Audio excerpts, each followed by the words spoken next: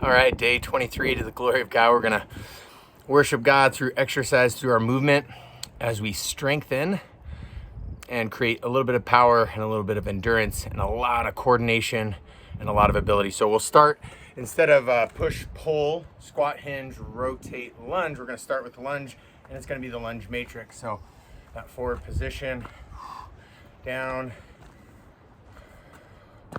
forward, up,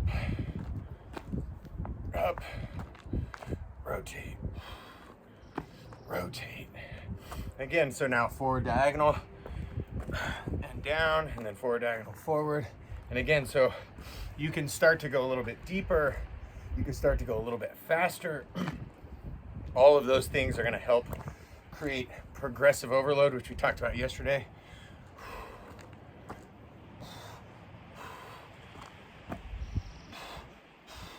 All right, then lateral, down, move this over, forward, reaching forward as we step laterally, and up, rotate, my lateral lunge. Again, I'm driving through that stepping foot, and that specifically that stepping foot heel. Come forward a little bit, backward diagonal, keep that trail leg knee locked. Reach forward as I step back, reach forward, up, up, rotate, rotate, over the top. So again, this is a great dynamic warm-up, as well as a strengthening, as well as a mobilizing, as well as a coordinating. Oh, reach forward. Set of exercises. We've got 8 positions for the feet. So making the foot stabilize and create a strong foundation and force in all these different angles and positions, internal and external rotation. And then taking that upper body back and under and down, taking that upper body and moving that upper body in a bunch of different positions, creating different forces down in and through that foot to force that foot to foot, ankle, knee, and hip to stabilize all the more. And so that is coordination, as well as force production, as well as mobility. So over the top, lateral, so crossover lateral. And again, that stepping foot is taking most of the load of my body, and then that heel of my stepping foot is taking more of the load than the front part of my foot. And what that's doing, that's going to force that load through your glute, as well as your hamstring, as well as your quad, right? Instead of, a lot of times it's just, we just hyper load that quad. Most of us Americans, at least, tend to be hyper quad dominant, and then that's why we have patellofemoral tendon tension issues, is we're overloading the quad and underloading the hamstring and glute. But if we can start loading that hamstring and glute and train it to do that in this, right, then when we walk and run and play sports and do whatever, we're going to have a much more symmetrical load through our knee and ankle and have far less knee and ankle issues. So that's partially a warm-up, partially a strengthening exercise, most definitely a coordinating and assessing exercise to kind of see where my body is at in time and space. And then we'll go straight into the pull, and so I'll go straight at you.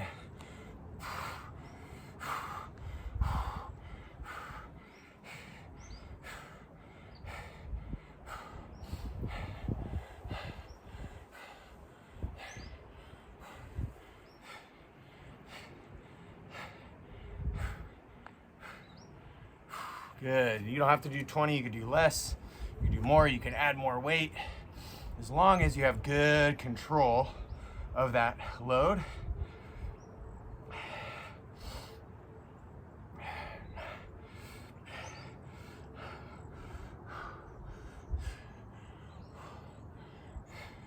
And so with 5 more left, you can see where my back is at. So it's almost like I'm bending down and grabbing that table. Again, a table or a chair or something like that is great feedback to be able to engage the core. We want our abs just as engaged as our upper back, just as engaged as our lats. Okay, so from pull, we can go into push. So these are opposite movements or reciprocal movements in our body. The opposite of push is a pull, the opposite of pull is a push. So this actually helps us provide rest to the pull muscles while our push muscles do the work. And then we can talk about Sherrington's law of reciprocal inhibition.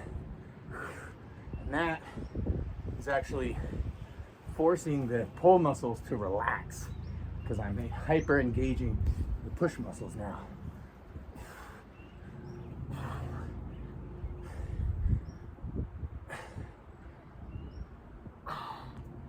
Again, trying to maintain good form. If you can do it all the way down, go all the way down right before your chest touches the ground. Glutes engaged, abs engaged, upper back is engaged, shoulders down and back, quads engaged, right? So I have a nice strong vertical core in plank, and then lower myself all the way down, push myself all the way up to full extension. So again, that was pull and then push. And now we'll go squat.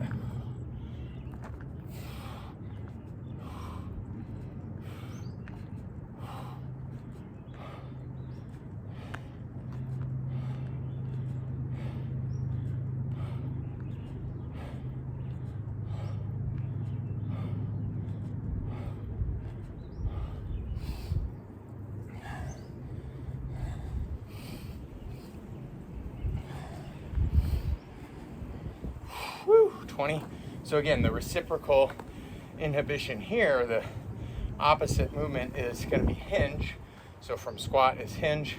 So squat is much more quad dominant. Hinge is much more glute and hamstring dominant.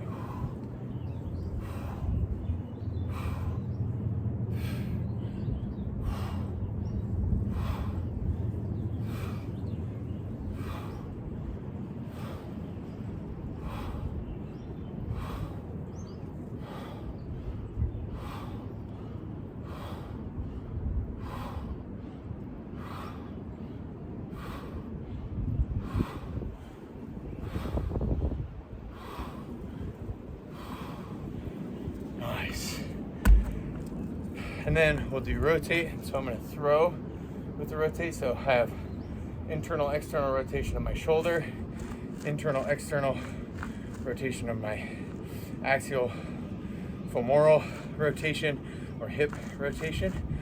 And then I'm training my heel to flare and toes to roll over so that I can generate more rotational power. And then I have slight bits of, well, bit of lumbar, like the smallest bit because the lumbar doesn't really rotate. A little bit more T-spine and then a lot of cervical spine, or T-spine is thoracic middle and then cervical spine neck. And I'm going to do that by looking at you as I see the difference in form from left to right, and then as I add speed.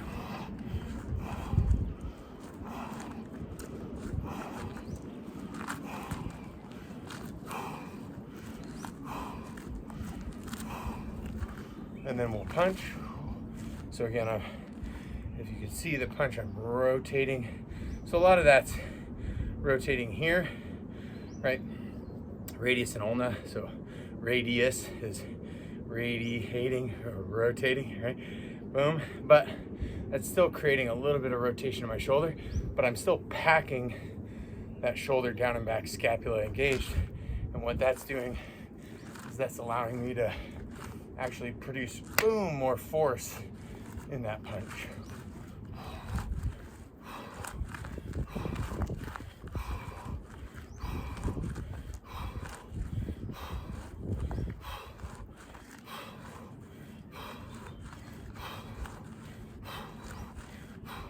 And the cool part is that's actually what we're doing when we run.